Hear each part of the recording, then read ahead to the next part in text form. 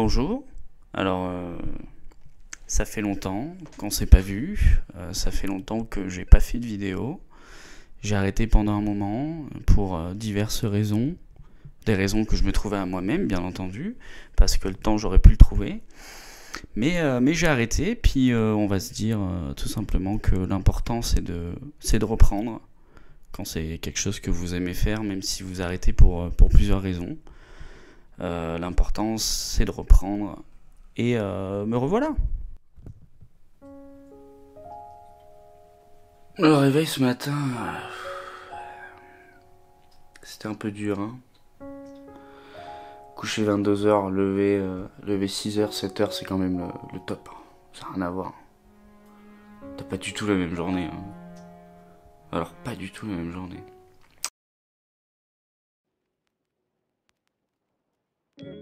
Je peux comprendre que certaines personnes ne comprennent pas le sens qu'on puisse trouver dans la pratique de la musculation. De manière générale, le raccourci est vite fait quant à l'utilité d'une telle pratique, et celui-ci est toujours fait par les personnes qui ne le pratiquent pas. Vu comme un sport développant le narcissisme ou comme étant qu'une simple illusion musculaire, apparentée à de la gonflette. D'ailleurs, je me demande toujours comment c'est possible de croire qu'un muscle peut se développer sans développer de la force en même temps. Il faut être honnête, la musculation c'est effectivement une pratique qui augmente la confiance en soi et peut être apparentée à du narcissisme. Cela dit, il appartient à chacun d'en faire quelque chose de positif pour soi et pour les autres. C'est lorsqu'on ajoute à la musculation une dimension de l'esprit que la pratique atteint un tout autre niveau et on peut parler alors de culturisme. Le but est alors de se développer sur tous les aspects, que ce soit physique, spirituel ou émotionnel. L'idée du culturisme, pour moi en tout cas, c'est de vivre pleinement et pour cela être le plus lucide possible. Si je peux rendre mon corps fort, souple, résistant, mobile, et que je ne le fais pas, est-ce que je ne passe pas à côté de quelque chose d'important? Idem quant à l'esprit d'ailleurs. Un être qui développe son esprit mais qui ne développe pas son physique est un être inachevé. Un être qui développe son physique mais qui ne développe pas son esprit est un être inachevé. Et alors il manque tout un pan de l'expérience de sa vie.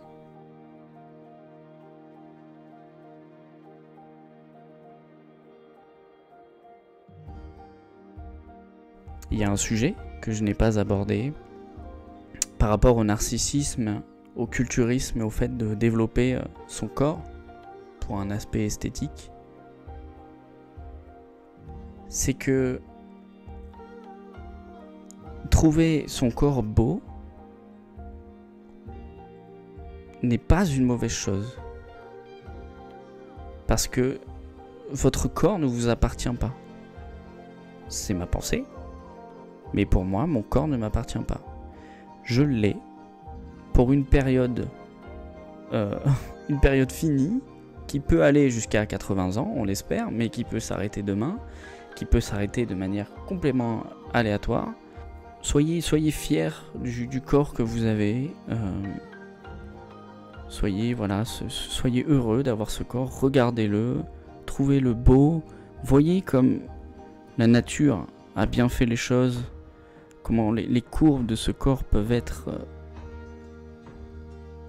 incroyablement belles, que ce soit le vôtre ou celui de quelqu'un d'autre. Ça n'a rien de narcissique de remarquer la beauté de la nature, qu'elle soit sur vous, l'expression de la nature sur vous ou sur quelqu'un d'autre ou sur les arbres, les feuilles.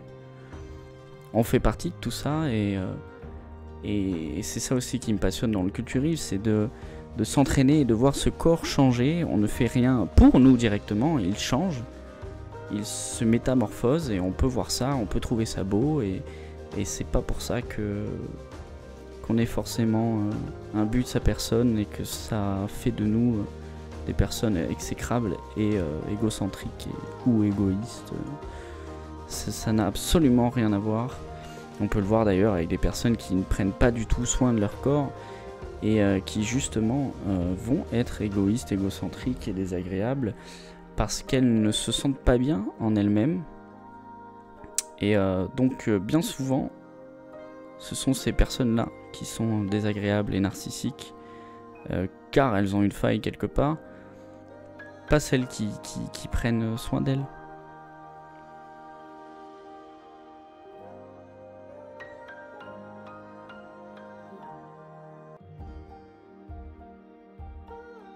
Le culturisme, c'est l'entraînement. Alors, il faut entendre ça comme un mouvement vers l'avant.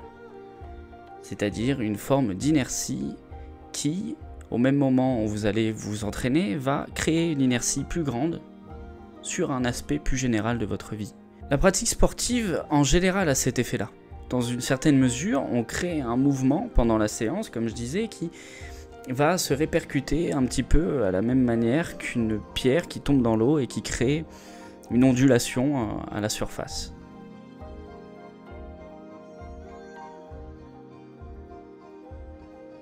Ce qui me plaît dans la culture physique, c'est que c'est une pratique qui va pousser la personne à être rigoureuse en dehors de son entraînement. Elle va devoir faire attention à sa nutrition, elle pousse à en apprendre plus sur les connaissances de sa structure corporelle.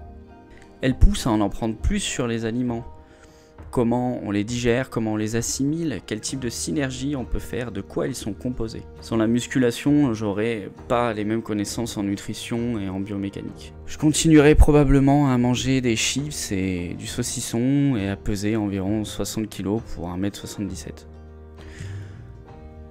Au-delà de l'évolution esthétique, c'est la rigueur et la discipline que la musculation m'a apporté, que le culturisme m'a apporté, qui me fait chérir ce sport autant.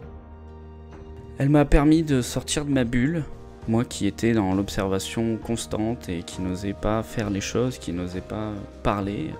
J'étais peut-être pertinent, mais bègue et sans grande initiative.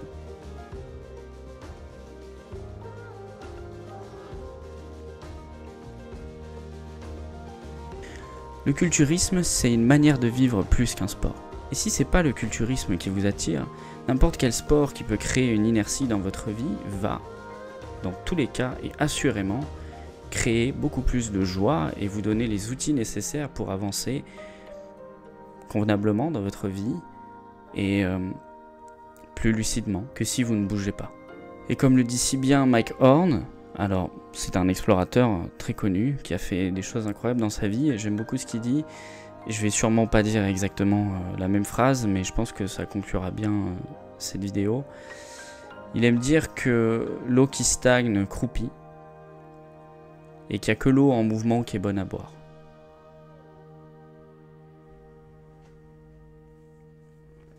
Le mouvement, c'est la vie.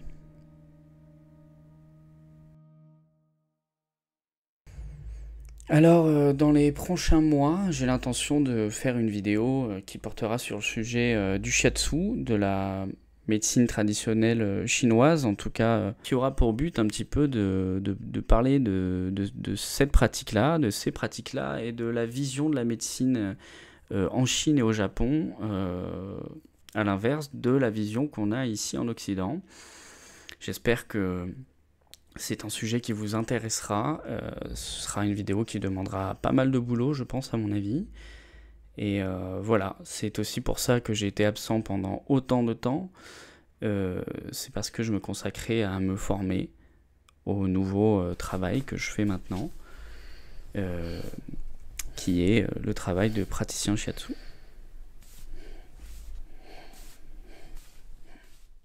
Voilà, cette vidéo touche à sa fin. Merci à tous ceux qui sont restés jusqu'au bout. Je me dois de vous demander de partager la vidéo si vous pensez qu'elle peut servir quelqu'un. Et si vous voulez... Maya, tu permets, s'il te plaît? Je suis en train de faire le message de fin de ma vidéo. Attendez, hein.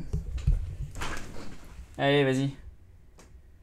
Et entre-sort, et entre-sort. Donc je disais, si vous voulez mettre en avant ce que je fais, si vous voulez m'aider à faire en sorte que ma chaîne se fasse un peu connaître, et bien c'est la meilleure façon de le faire en partageant, en commentant. Évidemment, laissez votre avis parce qu'il m'intéresse dans tous les cas. Et puis je vous dis à la prochaine pour une nouvelle vidéo alors. Allez, ciao ciao.